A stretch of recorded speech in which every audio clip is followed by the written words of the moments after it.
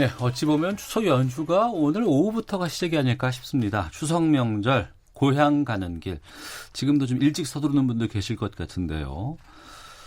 아무래도 고향 가는 길에 꼭 들르는 곳이 있습니다. 바로 고속도로 휴게소가 아닐까 싶습니다.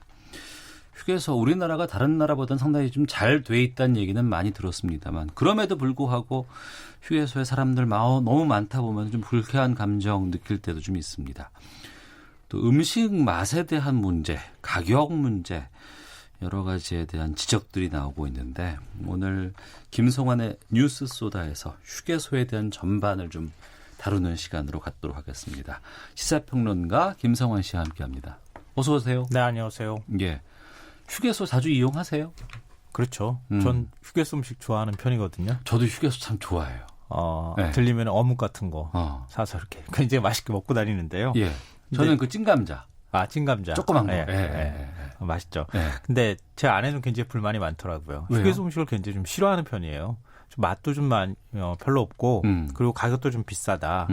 그래서 최근에 이제 같이 뭐 고속도로를 타고 목적지로 가는데 휴게소 음식을 먹기 싫다는 거예요. 네. 그래서 도착지까지 가는 동안에 한 4-5시간을 진짜 굶으면서 갔던 적도 있습니다. 아, 그래요? 이거 뭐 제 개인적인 경험이지만 사람들마다 조금씩 다르겠죠. 근데 앞서 이제 말씀하셨던 것처럼 외국에 비해서 우리나라가 휴게소가 굉장히 좋다 이렇게 말씀하시잖아요. 예. 근데 시설면에 봤을 때는 제가 유럽의 여러 나라를 이제 자동차로 운전하면서 다녀보니까 유럽도 굉장히 좋아요. 아, 그래요? 네. 거긴 제가 안 가봤어요. 근데 음식 먹을거리는 우리나라가 제일 많은 것 같아요. 그럼요. 제가 다녀본 경험으로는. 휴게소가 있는 이유는 이제 장시간 운전하게 되면 피곤하기도 하고, 또 이제 여러 가지 뭐 생리현상이라든가 이런 것들을 해소하는 부분도 있고, 뭐 음식을 먹는다거나 뭐 이런 부분 때문에 이제 휴게소가 존재를 하는 건데, 최근에는 그 휴게소의 이제 음식, 이 맛집이라 그래서 또 이런 곳만 맛있는 이곳에 휴게소를 가면 이 음식이 맛있더라 이렇게 해서 뭐 맛집 투어하는 사람들도 있다면서요? 네. 그 더군다나 최근에 이제 이영자 씨가 뭐 네. 방송 프로그램에 나와가지고 휴게소 음식 맛있다 그렇게 해서 소떡소떡인가요? 그거 어마어마하게 유행시켰잖아요.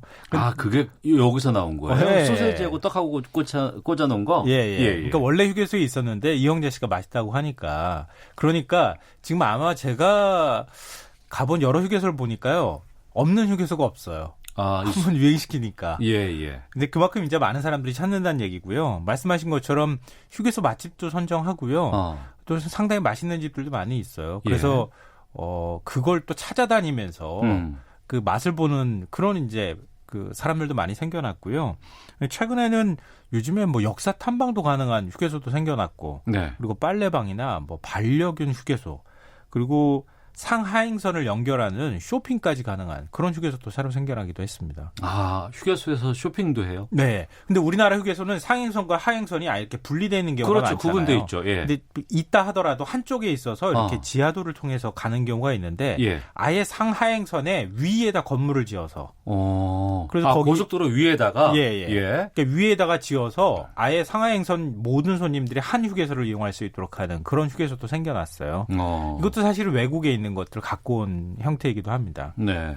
하지만 또 휴게소에 대해서 불만을 또 토로하는 분들도 상당히 많이 있습니다. 맞습니다. 사실 앞서 말씀드렸던 것처럼 너무 일단 사람이 많다. 뭐 그거는 어쩔 수 없다 치고 명절에는.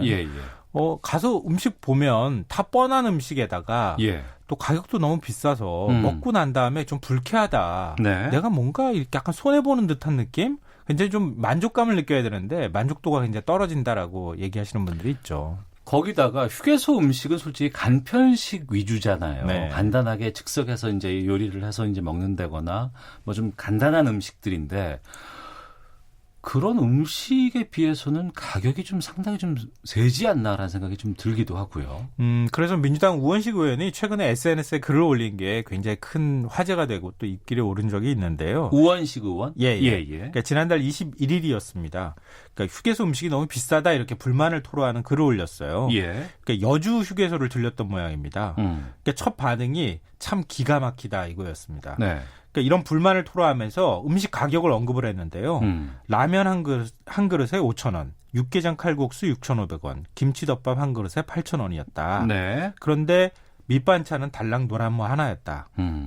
조그만 그릇에 다 먹고 빈 그릇을 가져가야만 이 밑반찬도 더 준다. 야박하게 그지없다. 뭐 이렇게 얘기를 했고요. 네. 이 밥 먹고 나오는데 봉 잡힌 호구가 된 것 같아서 몹시 기분이 상한다. 내가 꼭 정상화하겠다. 다짐한다. 이런 거 얘기를 이제 그 글을 통해서 했습니다. 네. 청취자 6192번 쓰시는 분께서 도로공사가 무리한 임대료를 받는 것 같습니다. 그래서 음식점 장사하는 분들이 수익 창출을 위해서 가격을 크게 높이는 것 같은데요. 가격 만족스럽지 않습니다. 3646님, 비싸도 너무 비쌉니다. 국밥 하나에 8,500원, 라면 4,000원, 5,000원. 높은 자릿세 때문 아닐까요? 우원식 의원이 법률 개정안까지 발의했다고요? 네. 한국도로공사법 개정안을 발의를 했는데요. 네.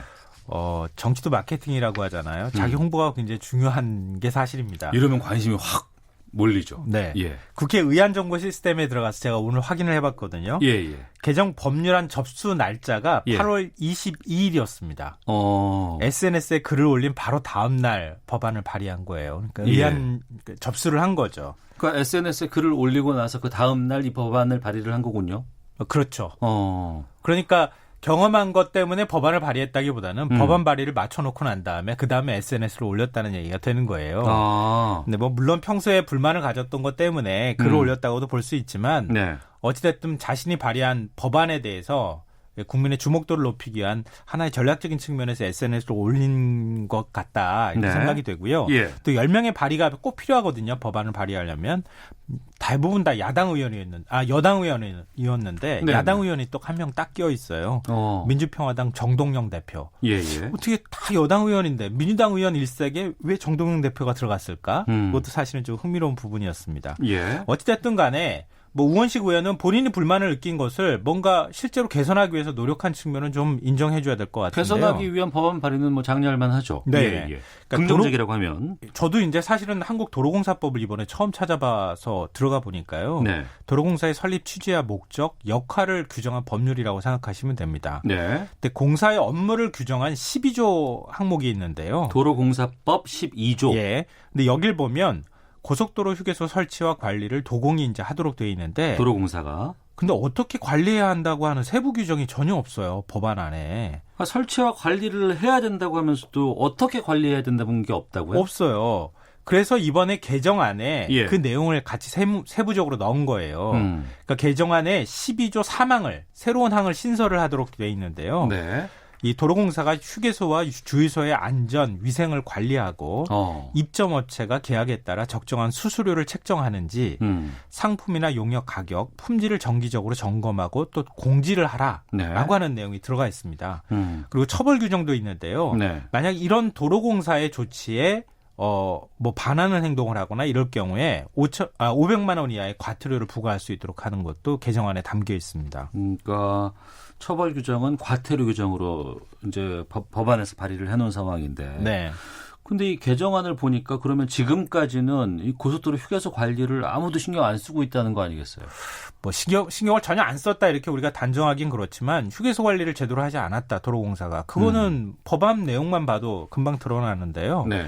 이 도로공사가 관리하는 고속도로 휴게소가 전국에 195개가 있습니다. 네. 근데 192개가 위탁 운영이 되고 있는 거예요. 위탁 운영? 예, 말이 위탁 운영인지 입찰에 붙여서 특정 업체의 운영권을 그냥 넘기는 구조입니다. 예. 근데 여기까지가 가면 그냥 임대료 받는 정도 수준에서 끝나는 거죠. 예. 근데 운영권을 확보한 업체는 다시 이걸 개별 점포와 계약을 맺지 않겠습니까? 휴게소는 굉장히 많은 음식점도 있고 그러니까요. 네. 바로 여기에 과도한 수수료가 들어간다는 겁니다. 그러니까 업계 평균 수수료가 46에서 한 50% 정도인데요. 네. 이게 또 휴게소마다 운영업체가 다 다르니까 이 수수료도 다 달라요. 근데 수수료가 30%대로 낮은 휴게소 같은 경우에 라면 값이 3,000원인데 네. 50%에 육박하는 곳은 5,000원이더라. 그러니까 이 수수료에 따라서 음식 가격이 한 몇천 원씩 왔다 갔다 하고 있다는 얘기가 되는 거죠. 뒷번호 5336 쓰시는 분께서 그걸 바로 지금 보내주셨어요. 고속도로 휴게소 수수료 정말 높은 것으로 알고 있습니다. 40에서 50% 기본입니다. 이렇게 보내주셨는데 지금 방금 김성환 평론가께서 그 46에서 50%라고 딱 말씀해 주셨거든요. 네. 그리고 라면 값이 5,000원은 좀 너무 비싼 거 아닙니까, 이거? 요즘 분식집에서 한 2, 3천 원? 3,000원 정도 하는 걸로 알고 있어요. 예. 근데 그러니까 거기는 김치도 주고. 단무지만 주는 건 아니고. 예, 그렇죠. 예. 예. 뭐 공깃밥 먹고 싶으면 공깃밥도 뭐 저렴하게 주는 곳들도 있고 그런데요. 그러니까 이 수수료 문제가 사실 좀 심각하다고도 볼 수 있는데요. 예를 들어서 라면 값을 5,000원을 받았다고 치죠. 네. 그러면 위탁업체가 수수료 명목으로 1,750원 정도를 가져갑니다. 도로공사가 임대료를 받잖아요. 예. 그러니까 임대료가 한 750원 정도 나간다 그래요. 5,000원 중에서. 네. 그러면 나머지 돈이 식당을 실제로 운영하는 업체, 식재료나 인건비 다 그 돈을 들여서 식당을 운영하는 업체인데 여기에는 한 2,500원 정도가 가는 거예요. 네. 그러니까 일반적으로 우리가 분식집에서 사 먹는 음식값 정도가 나오는 거예요. 그러니까 그 외에 지금 5,000원 정도 되는데 나머지 2,500원 정도가 네. 고속도로 휴게소라고 하는 특수한 상황에서 발생하는 돈이라는 거죠. 그러니까 이렇게 되니까 자연스럽게 휴게소 음식값이 올라가는 현상이 나타나는 건데요. 네. 그러니까 휴게소 거품을 빼서 내리면 도로공사가 또 위생이나 서비스 관리 감독을 강화하게 되면 네. 전체적으로 음식값이 내려가게 되는 현상이 나타나고 서비스 질은 좀 더 좋아지지 않겠냐 이런 이제 기대를 할 수가 있는 건데요. 네. 문제는 이제 그 반대 의견도 사실은 있어요. 라면 값이 비싸진 건 수수료 때문만은 아니다. 예. 인건비가 또 높아지는 것도 있지 않느냐. 최저임금도 올라가는데 이런 이제 야당 의원들 사이에서 그런 문제제기가 있고요. 예. 또 경쟁을 제한하면 예전에 도로공사가 다 관리할 때는 그때는 지금처럼 휴게소가 이렇게 좋지 않지 않았냐. 그러니까 경쟁을 제한하면 오히려 음식의 질이나 서비스의 경쟁이 떨어지면서 서비스 질도 떨어질 것이다. 이런 반론도 있습니다. 네. 9292번 쓰시는 분. 시적절한 주제입니다. 휴게소는 만족스러운 것이 화장실뿐입니다. 음식은 먹을 때마다 화가 납니다. 가격은 도심과 같은데 내용물은 허술하죠. 심지어 서비스는 셀프인 경우가 많은데 말입니다. 라고 의견 보내주셨는데 앞서서 전국의 도로공사가 관리하는 휴게소가 195개가 있고 그중에 192개를 위탁 운영하고 있다고 하셨는데 네. 주로 어떤 업체들이 지금 이 위탁 받아서 운영하고 있는 거예요? 그러니까 주로 식품 대기업, 계열사, 대기업 이런 것들이 하는 거라고 생각하시면 되는데요. SPC 삼립, 예. 그리고 풀무원 푸드앤컬처, CJ 프레시웨이, 그리고 이 LG가 계열사라고 할 수 있는 아워홈 이런 것들이 휴게소를 운영하고 있어요. 뭐 많게는 뭐 5개, 뭐 4개. 뭐 2개, 1개, 뭐 이런 식으로 이렇게 쭉 이제 운영업체들이 나뉘게 되는데요. 보통 식품업체들이 이런 부분에 이제 뛰어드는 것은 그러니까 자사의 계열사에 뭐 예를 들면 제빵업체도 있을 수가 있고요. 네. 그 다음에 식품을 제조하는 그런 곳들도 있잖아요. 그러니까 그런 업체들이 또 여기에 납품할 수도 있고 판매도 할 수 있으니까 일석이조의 효과가 있을 수 있다. 이런 거죠. 근데 개별 휴게소마다 사실은 휴게소 한 곳이 가지고 있는 매출액이 굉장해요. 우리가 생각하는 것보다 많은데요. 예. 차량 통행량이 좀 많다고 하는 이 경춘 고속도로죠. 가평 휴게소 같은 경우에는 연매출이 800억 원이 넘어요. 휴게소 한 곳에서 매출이 800억이 나온다고요? 네. 굉장히 매출액이 높아요. 생각보다는. 근데 업체 쪽에서는 이거 뭐 차포 떼고 다 하면 남는 게 별로 없다 우리한테는. 영업이익률이 낮다 이렇게 주장을 하는데요. 네. 제가 몇몇 업체 감사 보고서를 또 들어가서 다 확인을 해봤어요. 아, 훌륭하십니다. 확인을 해보니까 예. 영업이익률이 10% 넘는 기업들이 꽤 있어요. 보통 일반적인 제조업체 같은 경우에는 영업이익률이 5% 넘기 쉽지 않거든요. 네. 그러니까 10% 넘는다는 얘기는 적지 않은 이익을 내고 있다. 또 수수료를 전체적으로 좀 인하할 여지는 없는 것은 아니다. 이렇게 또 볼 수 있어요. 그리고 또 휴게소 사업 같은 경우에는 우리가 고속도로 위에 올라가면은 그냥 어디 갇힌 것처럼 계속 가야 되는 거 아니에요. 그러니까 국도하고 차이가 바로 그거예요. 국도는 지나가다가 내가 원하는 그 식당을 들어갈 수 있고, 네, 그렇죠. 거기서 골라갈 수 있는데 이게 그게 안 되는 거 아니에요? 그 선택권이 별로 없는 거죠. 한번 위탁해서 그 업체 입찰에서 낙찰을 받게 되면은 그러면 사실상 독점 영업을 하는 거나 마찬가지거든요. 네. 그러니까 공적 통제를 전혀 하지 말아야 된다. 경쟁에 맡겨야 된다라고 하는 것은 조금 좀 문제가 있죠. 네.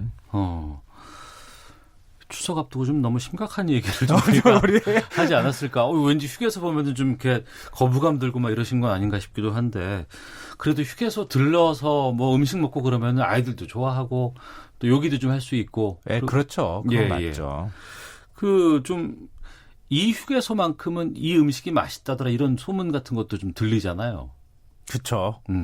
저도 그런 곳에 관심이 굉장히 많아서 네네. 여기 가면 냉면을 먹어볼까? 저기 가면 해장국을 먹어볼까? 이런 생각들을 하게 되거든요. 근데 많은 분들이 이제는 많이 홍보가 돼서 아실 거예요. 예. 그래도 간략하게 정리해드리면요.